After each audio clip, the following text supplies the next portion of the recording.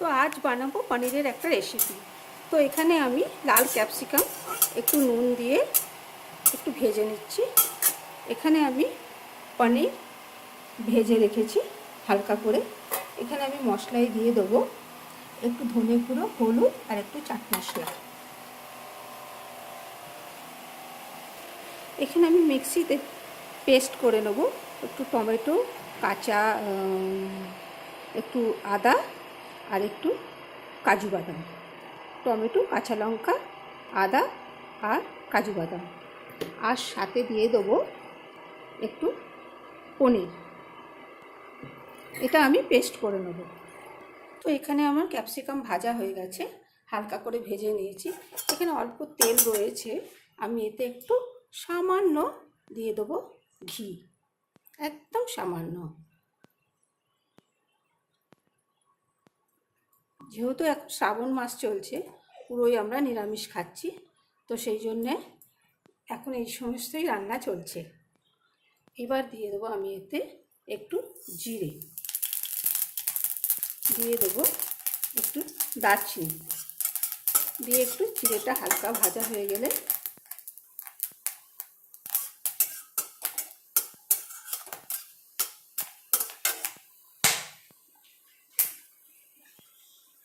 দিয়ে দেবো এতে আমি এই মশলা গোলাটা,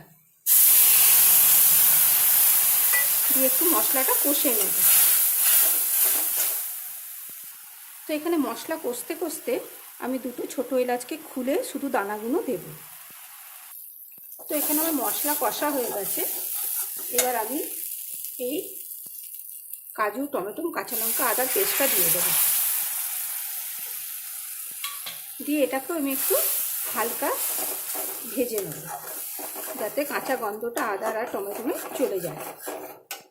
তো এটা একটু জল দিয়েই করতে হবে, যেহেতু এতে কাজু বাদাম দেওয়া আছে, তো একটু বসে যায় কড়ায়, তাই আমি এতে একটু জল দিয়ে এটাকে কষবো। তো এখানে আমার মশলার জল মোটামুটি একদম শুকিয়ে মশলাটা বেশ ভালোই ভাজা হয়ে গেছে। সাইড দিয়ে তেলও ছাড়ছে, তেল ঘি সমস্ত এই যে একদম ভাজা হয়ে গেছে মশলা। এরপরে আমি এতে দিয়ে দেবো একটু, এটা হচ্ছে কুটি লঙ্কা, মানে কাশ্মীরি লঙ্কার গুঁড়ো দিতে পারেন, বা এটা আমরা যেহেতু কুটি লঙ্কা খাই তো সেটা একটু দিয়ে দেবো ঝাল অনুসার। তো কাশ্মীরি লঙ্কার গুঁড়োও দিতে পারেন, যাতে দিলে এটা একটু রং হবে। আমি একটু হালকা দিয়ে দিলাম এবং ঝালটাও ভালো হবে। এই সময় আমি দিয়ে দেবো ভাজা ক্যাপসিকামটা,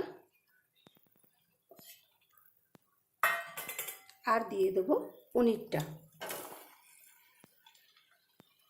দিয়ে আমি ভালো করে একটু মিশিয়ে নেব মশলার সাথে। তো এতে আমি গরম জল দেবো, বেশি আমি নাড়বো না, হালকা হালকা নাড়বো। তো এতে আমি দেবো গরম জল। এখানে আমি একটু বাতাসা দিয়ে গরম জল করে রেখেছি, যেহেতু আমরা চিনি খাই না, তো একটু মিষ্টি দিতে হয়, তো আপনারা চিনি দিতে পারেন। আর আমি একটু হালকা গরম জল করে দিচ্ছি, যাতে একটু একটু কাই কাই মাখা মাখা হয়, তাতে রুটি পরোটার সাথে খেতে ভালো লাগে। একটুখানি মশলার সাথে জল দিয়ে পনিরটার একটু ক্যাপসিকামটা কষিয়ে নেব, একটু মিডিয়াম হাই ফ্লেমে রেখে। তো যেহেতু এতে আমি পনিরটা নুন দিয়ে ভিজিয়ে আমি রেখেছিলাম গরম জলে, আর আমি ক্যাপসিকামটাও নুন দিয়ে ভেজেছি, তো তাই জন্য এতে আমি হালকা আমার আন্দাজ মতো নুন দেবো। আপনারা আপনাদের আন্দাজ মতো নুন দিতে পারেন। তো একদম পনিরের সাথে একদম মশলা কষা হয়ে গেছে, খুব সুন্দর রঙও হয়ে গেল। একদম দেখুন সাইড দিয়েই যে একদম তেল ঘি বেরিয়ে গেছে, একদম সুন্দর করে তেলটা বেশ ছেড়ে দিয়েছে। এরপরে আমি দিয়ে দেবো এই মিষ্টি জলটা। এতে আমি নুন দিয়েই দিয়েছি, তাতে কি হয়েছে, জলের সাথে গুলে গেলে এটা ভালো লাগবে। এবার আমি এই জলটা হালকা করে দিয়ে দেবো,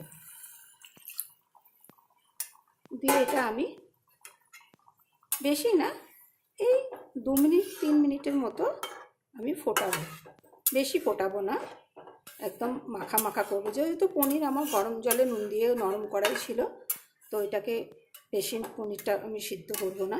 আর এমনি আমি মশলার সাথে কষে আমার সিদ্ধ হয়েই গেছে অর্ধেক পনির, জাস্ট একটুখানি ফুটলে যাতে মিশ্রণটা একদম পুরো তৈরি হয়ে যায় মশলার সাথে। দিয়ে এবার আমি এটাকে নামিয়ে গরম গরম রুটি পরোটার সাথে সার্ভ করলাম। আজকে আমার পনিরের রেসিপি কেমন হলো অবশ্যই জানাবেন, আর একটা কমেন্ট লাইক তো নিশ্চয়ই পাবো। টাটা।